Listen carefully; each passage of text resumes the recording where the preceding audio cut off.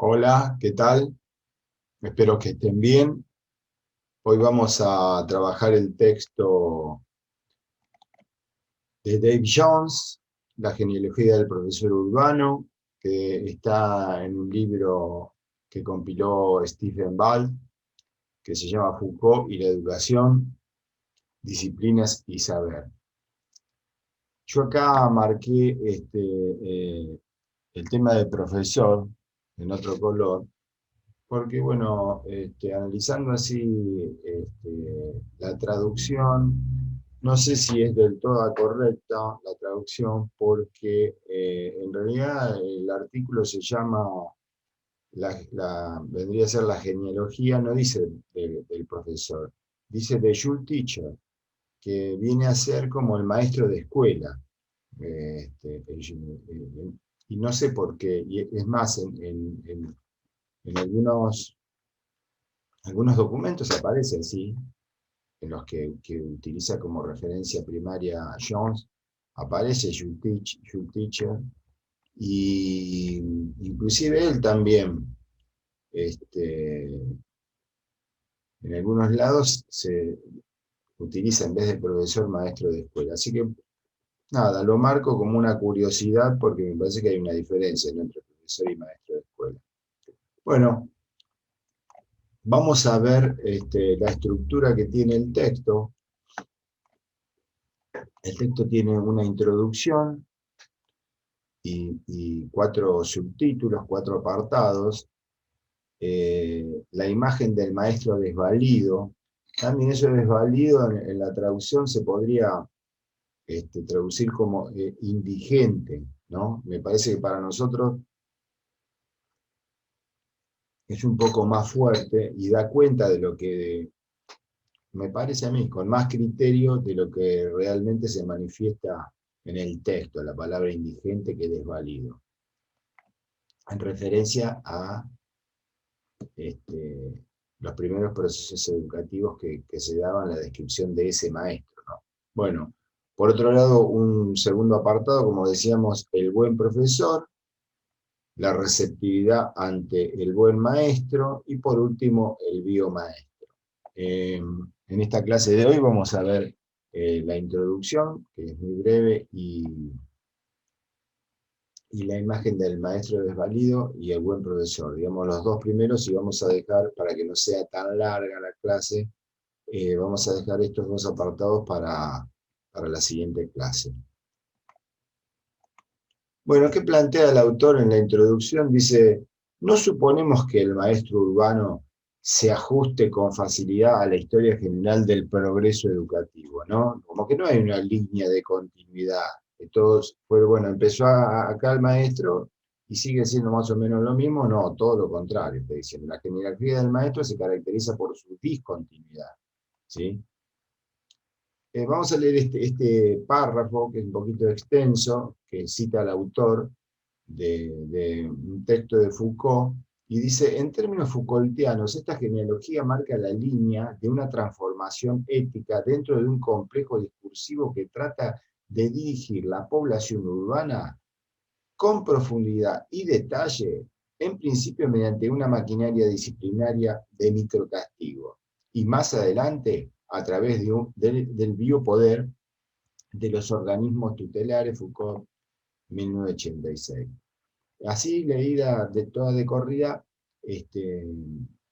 no sé si les dice mucho, pero yo preferí como este, explicarla un poquito más en profundidad, desglosarla, porque evidentemente, como en casi todas las introducciones de los textos, la idea de la introducción es contar de lo que va a hablar el texto. Y en este caso, como es un capítulo de un libro, bueno, ¿de qué habla este capítulo de un libro?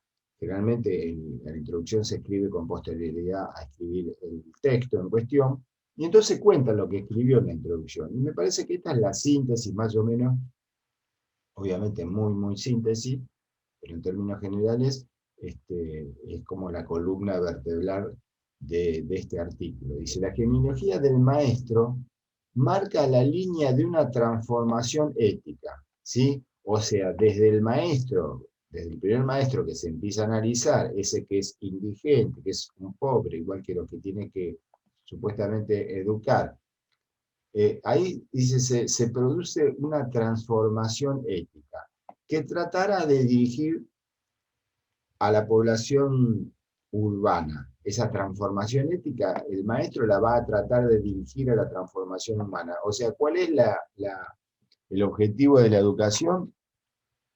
Que la población urbana cambie su forma de comportamiento, su ética, su ethos, no sé, podríamos decir.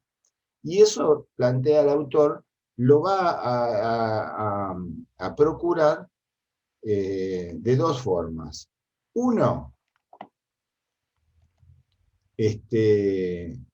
con profundidad y detalle mediante una maquinaria disciplinaria de microcastigo, ¿sí? Y dos, a través del biopoder de los organismos tutelares, ¿sí? Es como que en un principio trata de lograr esto y como no lo logra, tiene que recurrir al biopoder, donde, como decíamos con el tratamiento de textos anteriores, el biopoder se combina, ¿no? El poder disciplinario, que es individual, dirigido al individuo en el sentido al soldado, al alumno, al loco, al obrero, ¿no? Ya lo veíamos eso. Y ese poder disciplinario obviamente no alcanzó, es lo que están mostrando, y entonces recurren a un biopoder donde al poder disciplinario se le suma el biopolítico. Y es por eso que fíjense que el último apartado del texto justamente se llama el biomaestro. Esto es un poco para mí lo que explica la frase anterior que decía de Foucault.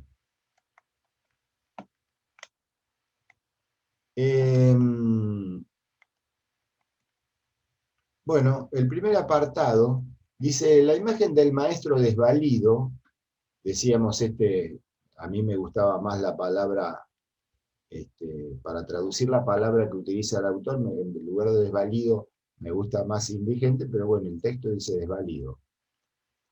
Al menos desde el principio del siglo XIX, dice, los predicadores filantrópicos, la iglesia establecida, los socialistas utópicos, por ejemplo, da el caso del filósofo Engels, los radicales utilitaristas, Jeremy Bentham, que ya lo vimos, algo vimos, ¿no?, del panóptico de Bentham cuando vimos el texto de Educación Física de Ricardo Crisorio, otro filósofo, John Stuart Mill, también utilitarista, todos ellos, dice, expresaron desde distintos puntos de vista, obviamente son de la iglesia, los socialistas, los utilitaristas, desde distintos puntos de vista, su preocupación por la condición moral e intelectual de los pobres urbanos.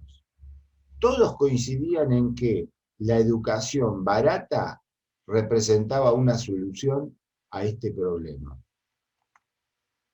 Esta preocupación promueve una estrategia de enseñanza para regular la población nómada, disoluta, degenerada y marginal del suburbio urbano, ¿sí? La filantropía del siglo XIX introdujo una maquinaria pedagógica para normalizar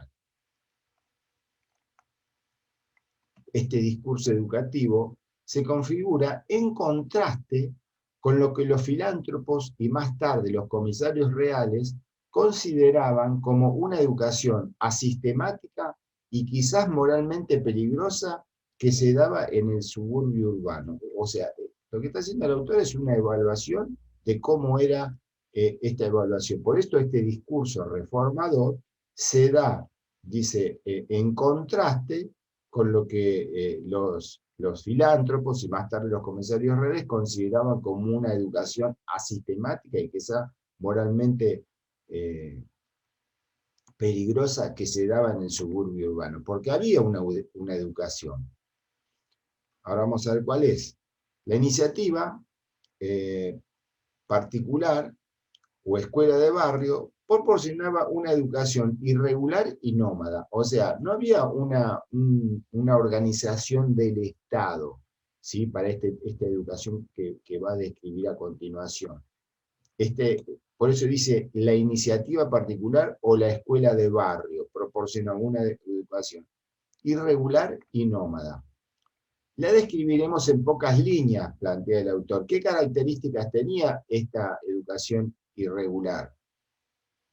Dice, porque el discurso oficial sobre la educación popular se configura en oposición sistemática a ella. O sea, había un tipo de educación y el discurso oficial, para establecer un sistema estatal, se configura contra el tipo de educación que había, esta asistemática. La escuela de barrio se destacaba por la informalidad de su enseñanza, no tenía ninguna de las características de la escuela urbana.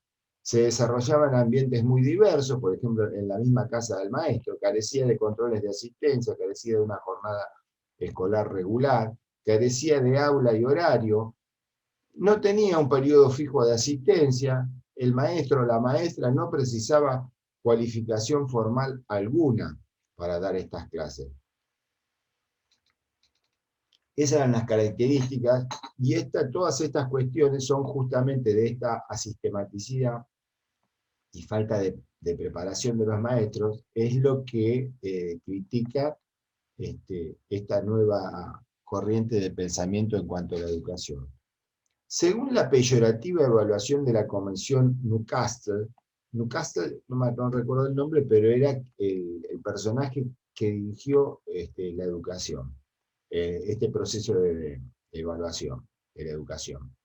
Lo extraño es, el autor le llama la Comisión Newcastle. La comisión en realidad es Comisión Real para el Estudio del Estado de la Educación Popular. Y esto es lo que resulta extraño porque está hablando del fin del siglo XIX, principio del siglo, fin del siglo XVIII, principios del XIX está hablando de las primeras décadas donde empieza del siglo XIX, donde empieza esta reforma. Y después, esto es lo que menos menciona mucho porque refiere a esta evaluación de la educación popular que se hizo, esta comisión hizo este trabajo en Newcastle en 1858. Eso, no sé, me resulta raro, medio como que hay un problema temporal, pero por ahí es un problema de interpretación mía. Entonces, según la peyorativa evaluación de la comisión, la escuela de barrio era isomórfica en relación con el suburbio, y su característica era la informalidad. O sea, isomórfica ¿en qué sentido? Era que la escuela era igual que el barrio, tenían la misma forma, ¿sí? Era tan lamentable como el barrio donde se disponía. Era por completo un refugio para el necesitado. Eran establecidas en lugares muy diversos, por viudas sin medios de subsistencia, trabajadores lisiados, tenderos, vendedores de tabaco, marineros, pintores, amas de casa, criadas, o sea, más o menos como que cualquier persona en su casa podía poner una escuela de barrio. No queda claro, yo tampoco no lo he podido determinar, si cobraban, esta gente cobraba en forma particular, aparentemente el Estado no solventaba el gasto, esto no queda claro. Se desarrollaba, se desarrolla un discurso sobre la enseñanza barata, pero moral. Eso es el cambio que se pretendía hacer. O sea, si antes era barata, pero era inmoral, y no corregía la degeneración, bueno, ahora que el Estado quería seguir teniendo una educación barata, pero moral. En contra de esta instrucción informal e inmoral, como les decía, ¿no? O sea, lo que se plantea es que va a seguir siendo barata, pero ahora de características morales. A fines del siglo XVIII, por eso ven, otra vez volvemos al siglo XVIII, y después habla de 50 años antes de la evaluación, pero bueno, por ahí la evaluación esta que se hizo en relación a lo que ya había pasado muchas décadas antes. Se crea una maquinaria de instrucción. Las escuelas dotadas de monitores, Bell y Lancaster. Dice el texto, son Andrew Bell y Joseph Lancaster. Bueno, Andrew Bell en realidad es el creador de un sistema que se llama de enseñanza mutua, se llamó de enseñanza mutua, y se utilizó en Madrás, en la India, y a fines del siglo XVIII. Y con posterioridad, unos años después, se utiliza en Inglaterra, algo que había sido muy utilizado en la India con los hijos de los que estaban colonizando, los ingleses que estaban colonizando y robando todo, por supuesto, como hicieron en todas las colonias. Los ingleses utilizaron este sistema y después medio que se combinó este sistema de enseñanza mutua con unos cambios que le hizo Joseph Lancaster. Y este sistema, la idea, como decía, era proporcionar una instrucción barata para los pobres, pero moral, barata pero moral. Su atractivo se basaba en la afirmación de Lancaster de que un profesor, mediante el adecuado empleo de monitores, podría educar a sus alumnos. O sea, era una instrucción en la cual los alumnos más grandes le iban dando clase a los estudiantes más chicos. ¿Sí? Este es el sistema de monitores de Lancaster que se hizo famoso en todo el mundo. ¿No? Estos son fotos de libros de la época acerca del sistema de Bell Lancaster. Este es el libro de, de Bell, fíjense el nombre, Enseñanza Mutua. Esta es la séptima edición, es de 1822, pero es la séptima edición del libro. Y fíjense el nombre, se llama Enseñanza Mutua y Disciplina Moral, justamente lo que se está buscando, ¿no? La disciplina barata y moral. O manual de instrucciones para la conducción de escuelas a través de la acción de los propios escolares.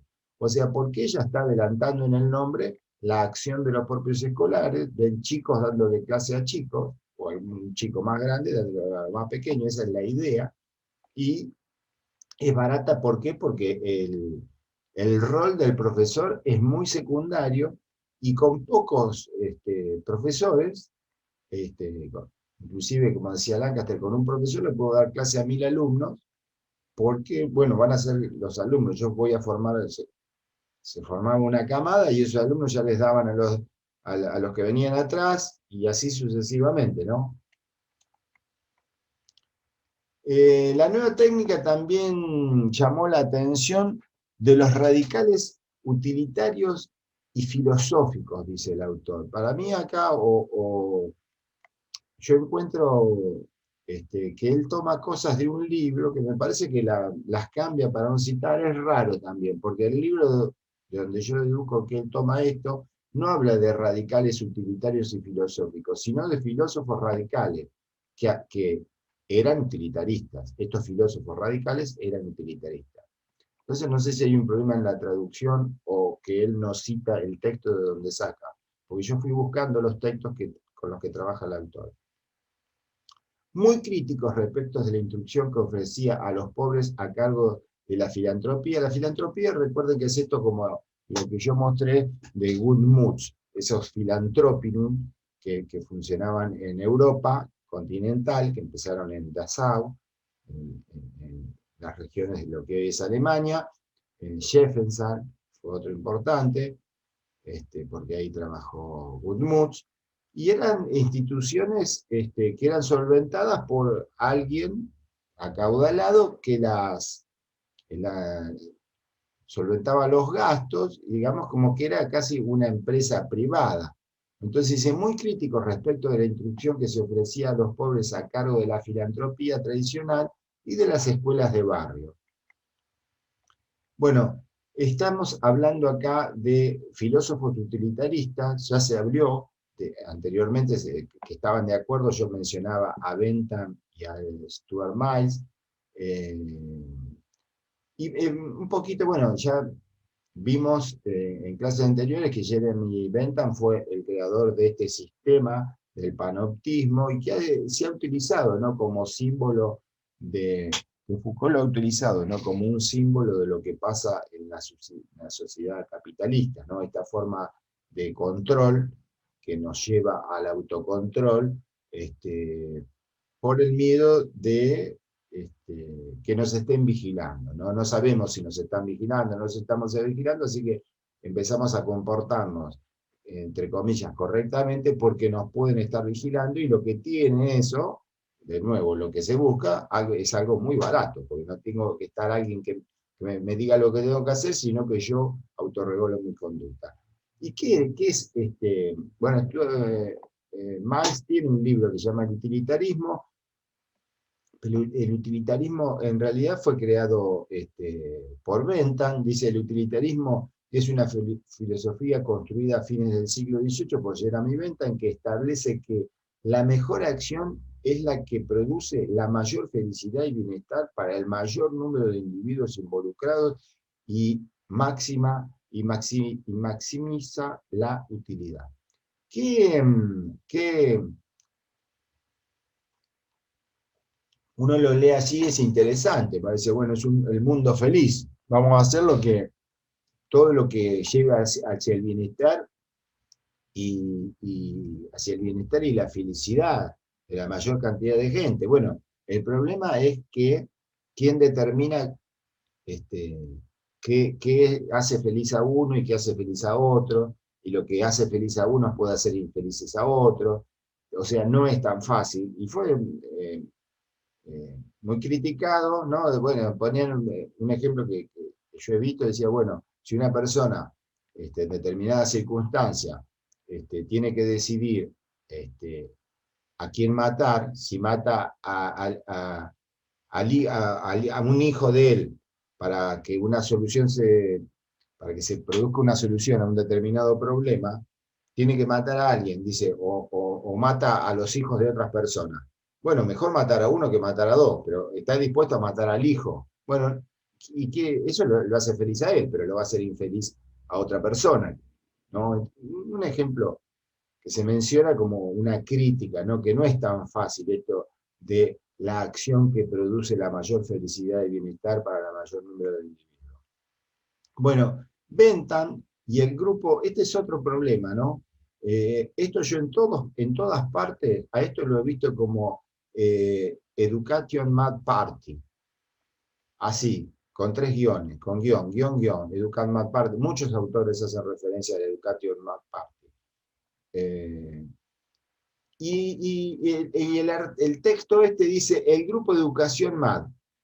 No traduce nada, no sé por qué porque en realidad es así, era un grupo que se llamaba Education Mad Party, no era el grupo de Education Mad, ¿no? En todos lados aparece entre comillas.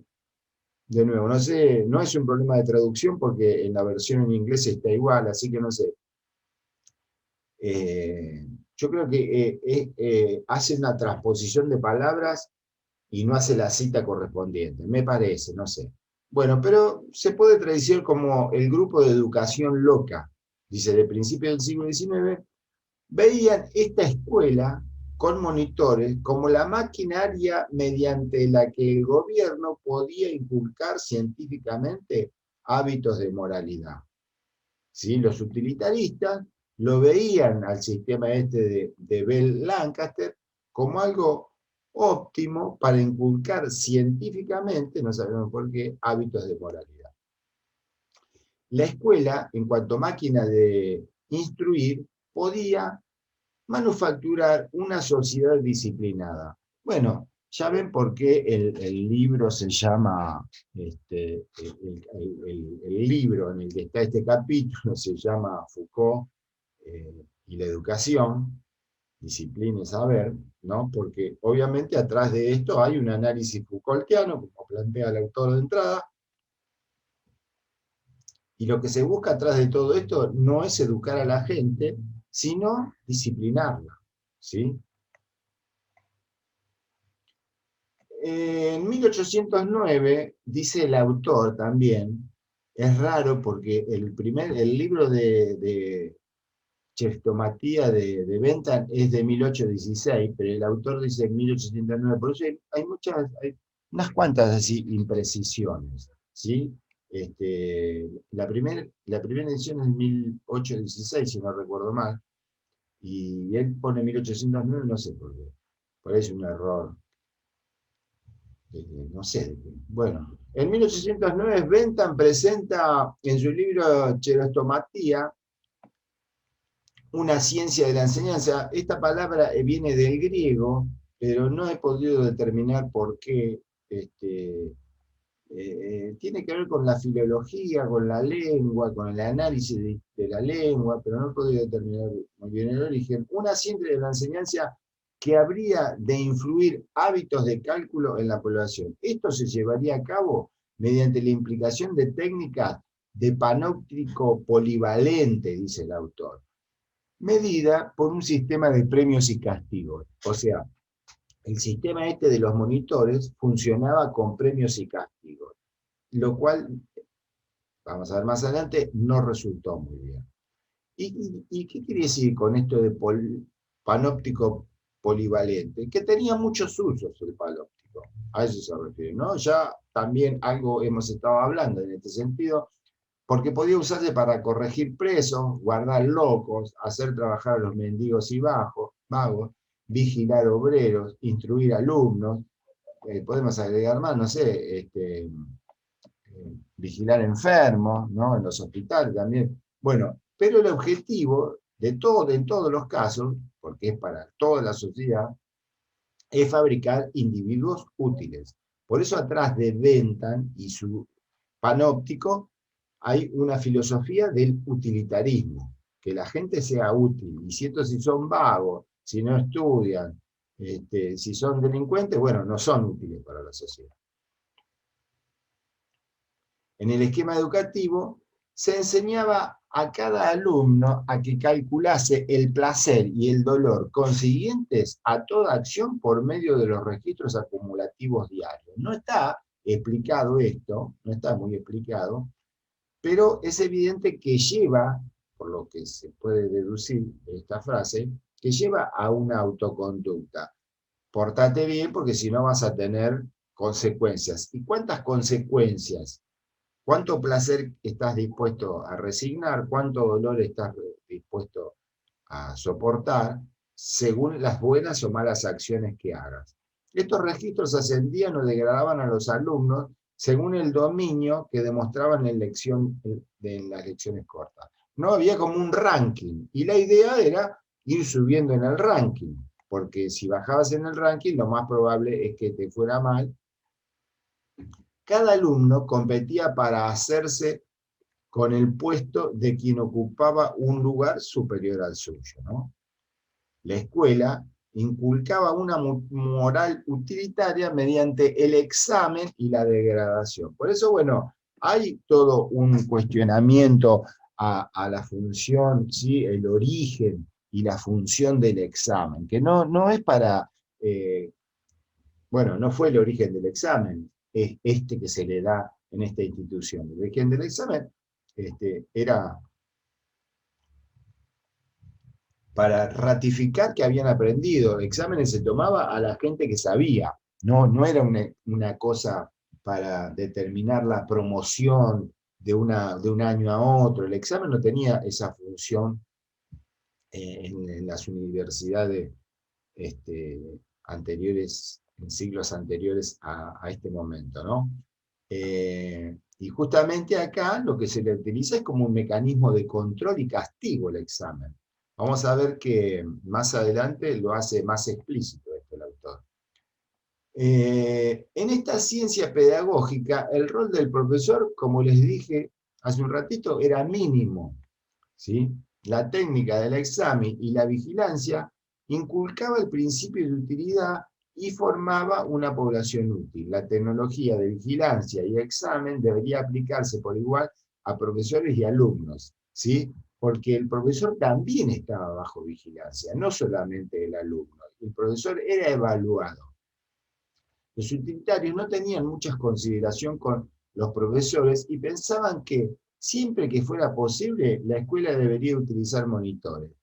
¿Sí? No, por eso este es el profesor desvalido, no tenía mucho valor en ese sentido. ¿Sí? Independientemente de que había, estaba el caso de los maestros de las escuelas de barrio, que eran indigentes, acá sí, por ahí aplica más el caso del profesor desvalido. ¿Por qué? Porque era desvalorizado. En la medida que pudiera usar monitores, ¿para qué voy a contratar un profesor? Las sociedades de beneficencia compartían la pobre opinión de Bentham respecto del maestro de escuela. Ven, acá el maestro de escuela, no dice del profesor. Y en el texto inglés está así, your teacher. De este modo, hacia 1830, el discurso sobre la población urbana, su indigencia e inmoralidad abocó al establecimiento de una estrategia para reformar al pobre. Esta reforma se lograría mediante un aparato, la escuela, un aparato, digámoslo, disciplinario, la escuela, y una técnica de observación y examen.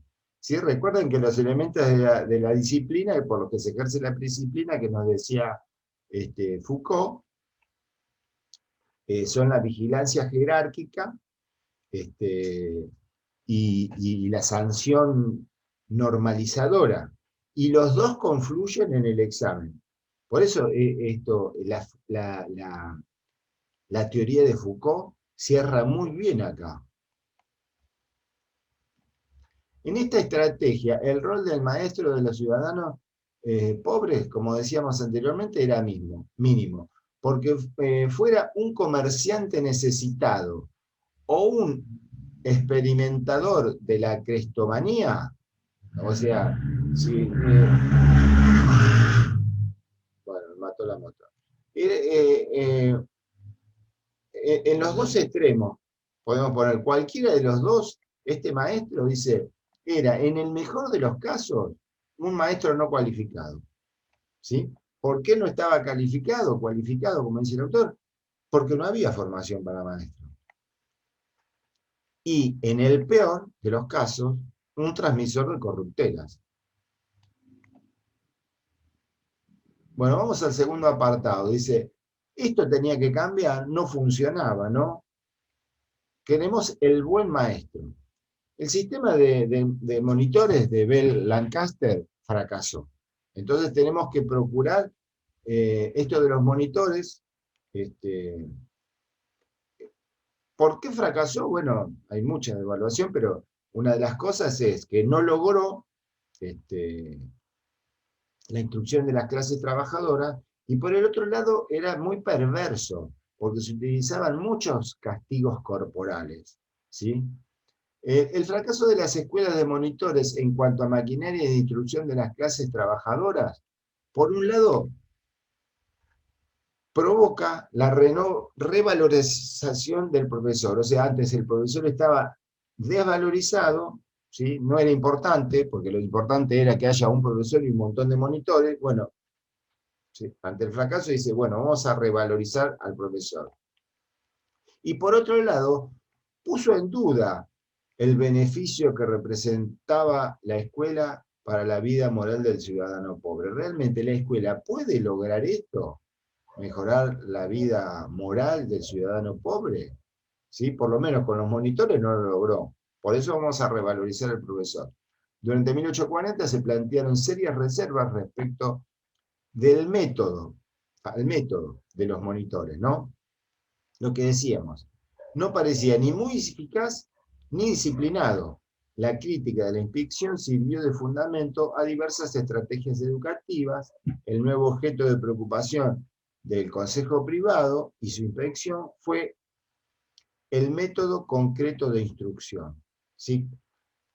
Ahora se van a centrar en el método. Tiene que haber un método. Por eso dice, plantearon serias reservas respecto al método. El método de los monitores fracasó. Bueno, vamos a centrarnos en un método de instrucción distinto. ¿Cuál va a ser el método? Hay un cambio sobre el discurso sobre la escuela urbana. La función del profesor pasó de ser la de instructor mecánico a la de ejemplo moral. Antes, el profesor era como una máquina, ¿sí? que tenía que transmitir un conocimiento, y ahora él va a ser el modelo. De él tienen que copiar los cambios que se tienen que producir en los chicos. A partir de 1840 se mostró una preocupación creciente por el carácter y la preparación del buen profesor. Lo que yo decía, bueno, no había una preparación, porque era una persona poco calificada, porque no había una formación para profesores. A partir de 1840 se empezó a pensar en preparar al buen profesor. De ahí viene, ¿no? El apartado se llama así, el buen profesor. Se crea un nuevo espacio donde el profesor pudiera transmitir valores éticos a los niños de las clases trabajadoras. Bien, ven que el tema está en normalizar, transmitir valores éticos. No habla, ¿viste? No, sí, bueno, habrá un conocimiento, pero el núcleo es transformar sus conductas. La formación de los profesores se ocupó sobre todo de las técnicas éticas. Las consideraciones sobre los contenidos curriculares ocupaban un lugar secundario, lo que les decía, bueno, sí, había un conocimiento, pero acá, para poder regenerar a esta sociedad pobre, vagabunda, indigente, hay que normalizarla. Y se va a normalizar a través de un proceso disciplinario, ¿sí? Que los lleve a la autorregulación de sus conductas. ¿Cómo? A través de verse reflejados en la conducta del maestro. El maestro va a mostrar una imagen de la cual ellos tienen que copiar. Esa era la idea. La nueva estrategia de producir una imagen ética irresistible cuya atracción magnética transformaría a la progenie de las clases trabajadoras, a los hijos, ¿no? En sujetos éticos dispuestos a responder de manera adecuada a un biopoder, ¿sí? Se establecieron centros específicos de formación a partir de 1840, el discurso sobre la enseñanza urbana se preocupó cada vez más por el modo de assujettissement del maestro, dice, citando a un texto de Foucault. ¿Qué es esto?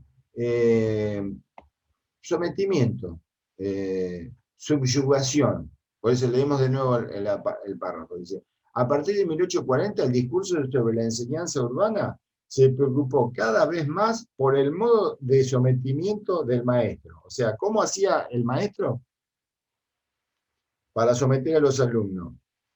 Esta palabra en francés quiere decir sujeción, subyugación, sometimiento, someter o dominar completamente a una persona o colectividad utilizando la persuasión. Esa es la idea del assujettissement. En el segundo informe para la formación de maestros de escuela, otra vez ven, esto es un documento de la época, pero fíjense que no dice teacher, dice Schulteacher, ¿no? El segundo informe para la formación de maestros de escuela parroquiales de Battersea, un lugar de Inglaterra, escrito por James Cain Shuttleworth, que plantea, él se lamentaba de que los maestros de escuela procedieran de los órdenes inferiores. O sea, ¿por qué? Porque tienen que ser un modelo ético. Y si tienen que ser un modelo ético, tienen que ser distintos de la gente que quiere formar. Y lo que plantea Shuttleworth es que son más o menos parecidos, ¿no? Entonces se lamenta que la procedencia de los maestros sea de los órdenes inferiores. Son hijos de pequeños comerciantes, de alguaciles, criados o mecánicos superiores. Escribí refiriéndose a los ingresados en el centro de formación en los años 1840 y cita este texto de Solze. Fíjate, este es el segundo, el reporte, a ver, espera que minimizo que estoy tapando yo. Este es el reporte que yo les digo, del año 1843. Ven que dice el segundo reporte de las escuelas de entrenamiento parroquiales de Schulmaster, o sea, de los maestros de escuela de Batercea. Fíjense este párrafo que el autor Jones sintetizó. Es largo el párrafo, pero lo voy a leer para que quede más claro cuál era la posición. Dice, una escuela, repito, esto hace una síntesis, Jones. Yo encontré este documento y voy a leer un poquito más, voy a explayar un poco más lo que dice el autor en sí. Una escuela en la que la formación del carácter no es el objetivo principal de los maestros debe abandonar ese fin tan importante a la República de los eruditos. Cuando se seleccionen entre los niveles educados y superiores de la sociedad, la escuela derivará su código de moral del que prevalece en esas clases. O sea, las clases altas van a ser el ejemplo. Cuando los alumnos pertenecen a una clase muy humilde, su carácter se ve expuesto bajo tales arreglos a agravarse la ignorancia, la vulgaridad y los vicios de las clases más bajos. Un alumno víctima de vicios bajos o de una vulgar tosquedad de pensamiento que escapa a los ojos de un director desprevenido o que no es buscado por la vigilancia que se dedica al progreso intelectual de la escuela, puede corromper las relaciones privadas de los estudiantes con bufonadas, bromas, libertinas y burlas ante el celo abnegado del estudiante humilde. Puede llevar gradualmente a extraviar a uno tras otro a sus alumnos a hábitos clandestinos, sino a la práctica secreta del vicio. En tales circunstancias, los consejos del director se convertirían gradualmente en sujetos de burla. Se formaría una conspiración de insubordinación directa. La influencia del superior apenas mantendría una apariencia externa justa de órdenes y respeto. O sea, todo lo peor iba a venir de las clases bajas y si el maestro, porque recuerden que esto es el informe de las escuelas de training, de formación de maestros. Entonces, si los maestros, la gente que concurría acá era de las clases bajas, bueno, iba a pasar todo esto, que iban a transmitir todos esos vicios a sus alumnos. Este es el libro en cuestión. Este sí es el libro que cita el autor. Este es el párrafo, ¿no?, en que hablaba de que son seleccionados de la clase humilde, ¿no? Son hijos, ¿ves?, de pequeños tenderos, de alguaciles, de siervos, de mecánicos superiores. Bueno, ese es el párrafo que mencionaba el autor.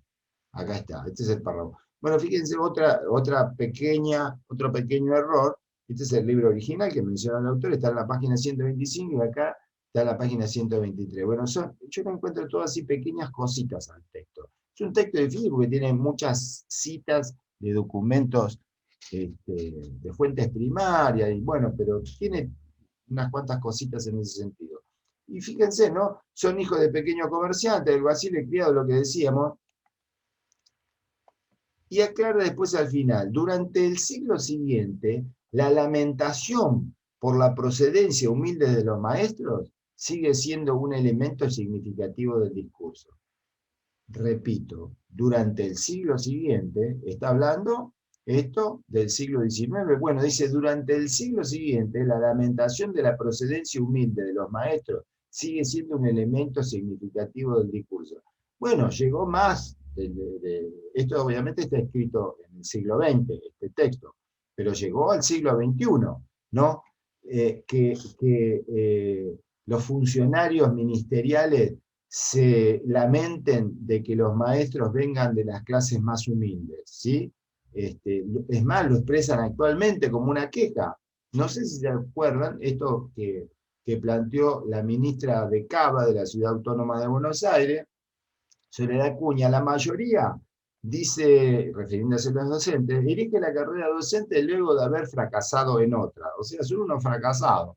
Acuña agregó que analizando las estadísticas, si uno mira el nivel socioeconómico o en términos de capital cultural, al momento de aportar para el aula, la verdad es que son de los sectores más bajos socioeconómicos los que eligen estudiar la carrera docente. O sea, y después nos preguntamos, bueno, esta señora que le vino la idea así inspiracionalmente, le brotó. Bueno, no, esta forma de pensar de las clases más altas respecto a las clases más bajas, de menospreciar, de minimizar el trabajo docente, cuando se hace la genealogía del maestro, bueno, acá ven la genealogía del maestro, cómo este concepto perdura hasta nuestros días.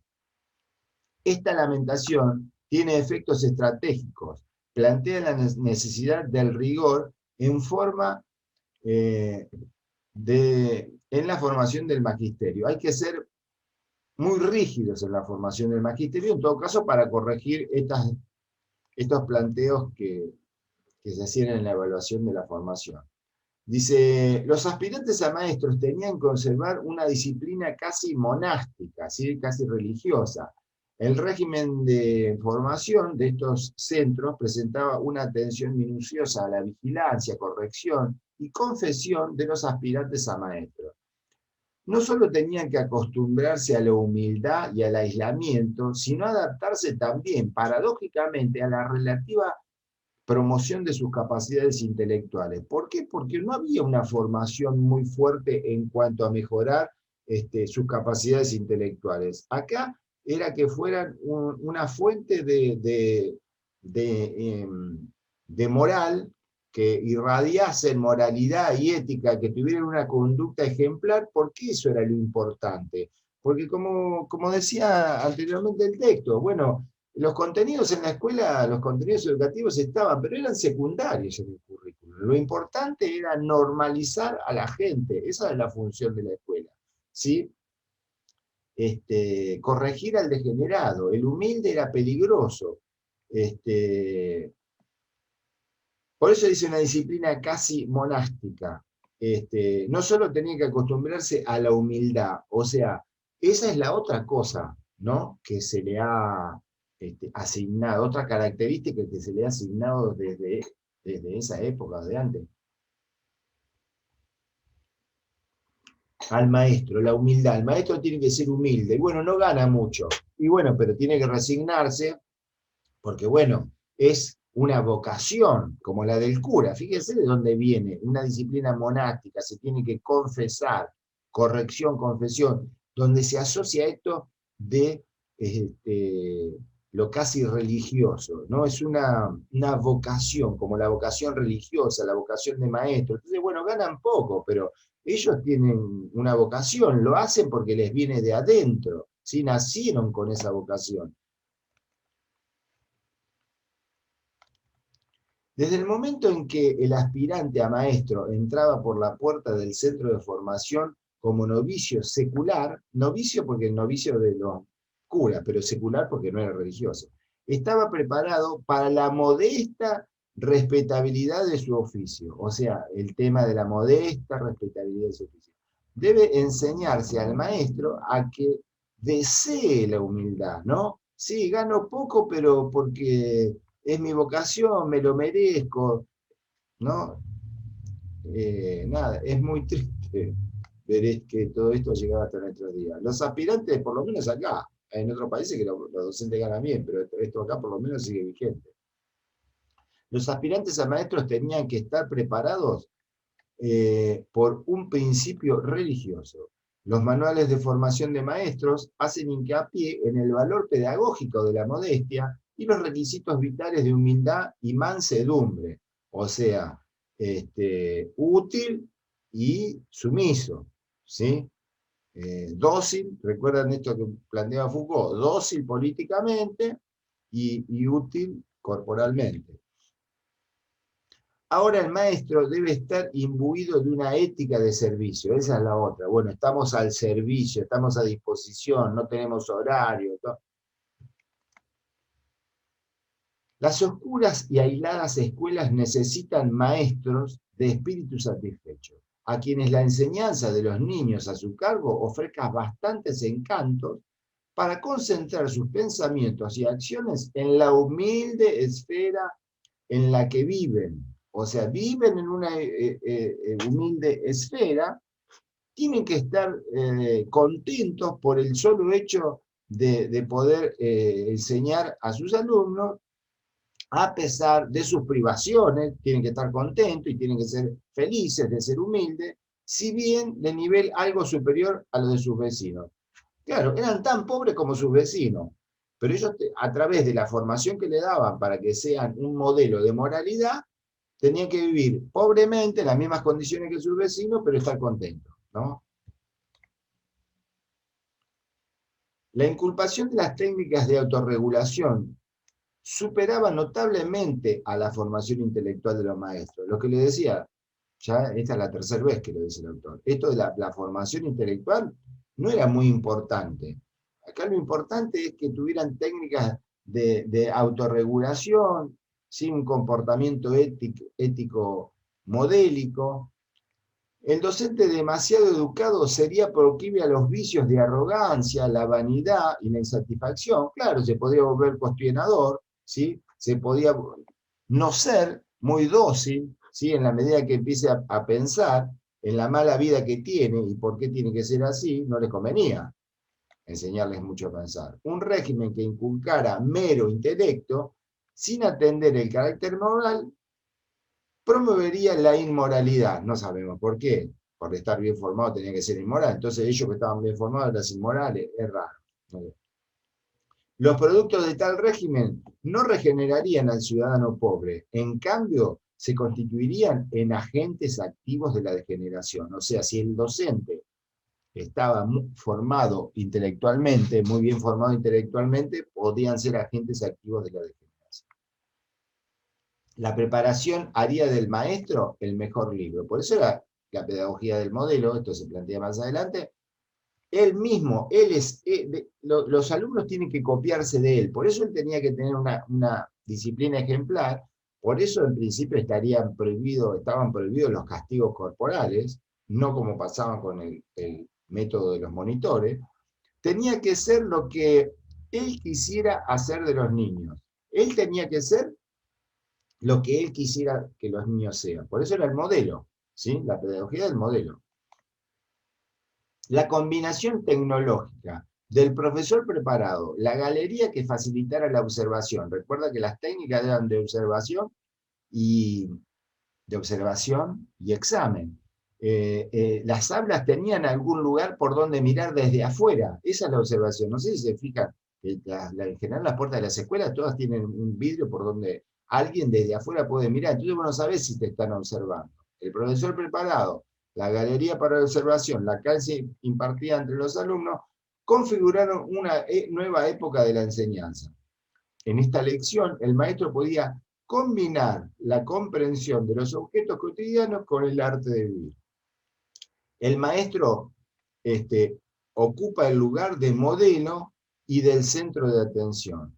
La formación del maestro en una maquinaria moral específica se amplía en la perspectiva del maestro como padre modelo, ¿sí? Esto que con posterioridad lo explica el autor, ¿sí? El rol que van a tomar las maestras como madre. Bueno, antes lo tuvieron el maestro como padre, ¿sí? Como ejemplo, como lo que tenían que seguir. Como el padre que no tenían en la casa, porque ellos tenían que ser como el maestro y en ese sentido serían los futuros padres que serían así.